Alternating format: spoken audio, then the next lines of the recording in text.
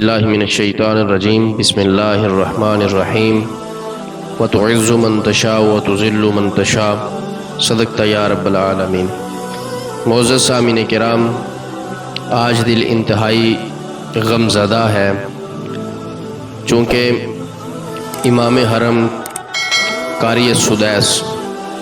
انہوں نے خطبہ جمعہ دیتے وقت اسرائیل کو ہیلے بہانوں کے ساتھ تسلیم کرنے کا ایک گرین سگنل دیا،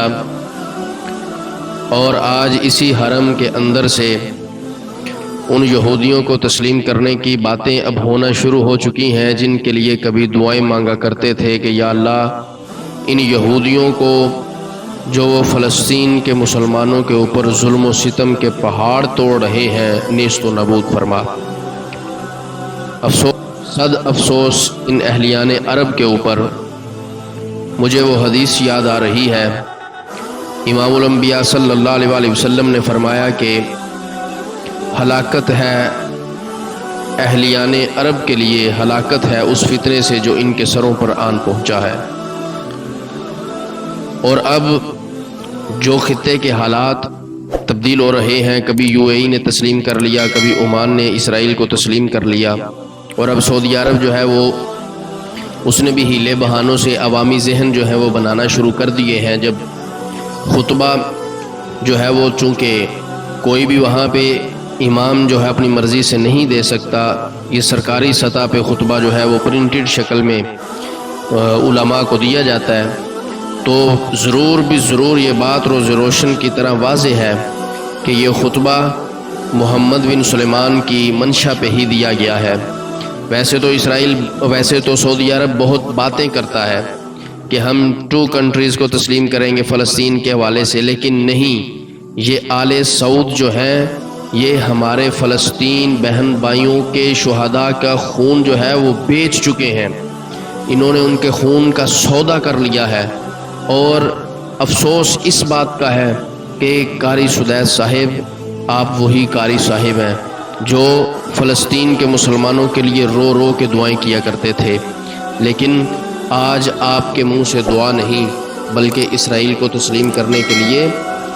آپ ہیلے بہانے ڈھونڈ رہے ہیں، کبھی کون سا واقعہ جو ہے وہ بیان کر کے ذہن سازی اس قوم کی کر رہے ہیں۔ تو اب ایک مکمل پلاننگ کے ذریعے سے جو ہے وہ کبھی کون سا واقعہ یہودیوں اور مسلمانوں کے معاہدوں کا، کبھی کون سا واقعہ،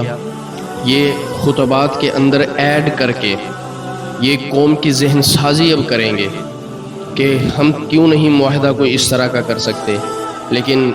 اے پاکستانیوں ہم کبھی بھی اسرائیل کو تسلیم نہیں کریں گے۔ یہ وہ ظالم یہودی ہیں کہ جنہوں نے ارض مقدس پہ ناجائز قبضہ کیا، جنہوں نے فلسطین کی ماؤں بہنوں کی عزتوں کو پامال کیا، جنہوں نے فلسطینیوں کی زمین پہ قبضہ کیا، اور قائد اعظم محمد علی جناح کے وہ طریق ساز الفاظ جو ہیں وہ بھی یاد رکھیے گا کہ اسرائیل جو ہے یہ یورپ کی ناجائز اولاد ہے، لہٰذا ہم اس کو کبھی بھی تسلیم نہیں کریں گے۔ ہماری جانیں تو جا سکتی ہیں لیکن اس بیت المقدس کے اوپر قابضین جو ہیں ان کو کبھی بھی تسلیم نہیں کر سکتے۔ اور عنقریب کیونکہ قرب قیامت جو ہے وہ اب قیامت قریب آنے والی ہے، تو احادیث مسلسل دیکھیں پوری ہو رہی ہیں، اب عربوں کی ہلاکت جو ہے وہ شروع ہونے لگی ہے، اور اب موالیوں کی حکومت آئے گی انشاءاللہ عز و جل۔ موالی جو ہیں یعنی کہ غیر عرب جو ہیں، اب غیر عرب اٹھیں گے، اور وہ اس ارض مقدس کو دیکھیے گا کہ حضرت سیدنا امام مہدی اور حضرت عیسیٰ علیہ السلام کے نزول کے وقت وہ آئیں گے اور ان کا ساتھ دیں گے۔ تو عزیزان گرامی قدر، یہ سعودی عرب کا ایک گھرونا چہرہ ہے، یہ کبھی پاکستان کو کس طرح ٹارچر کرتے ہیں، یہ کبھی کس طرح کرتے ہیں۔ یہ قاری سدیس صاحب سے سب سے بڑا گلہ تو ان سے ہے کہ ایک عالم دین ہو کے یہ کس طرح کی باتیں کر رہے ہیں، ان کو یہ باتیں زیب دیتی ہیں کہ یہ اس طرح کی باتیں کریں۔ ایک وقت تھا کہ یہ رو رو کے گڑ گڑا کے فلسطینیوں کے حق میں دعائیں کیا کرتے تھے، اور یہود و نصارہ جنہوں نے قبضہ کیا ہوا تھا مسجد اقصیٰ کی عزت جو ہے حرمت کو پامال کر رہے تھے، ان کے خلاف بد دعائیں کیا کرتے تھے، لیکن آج ان کو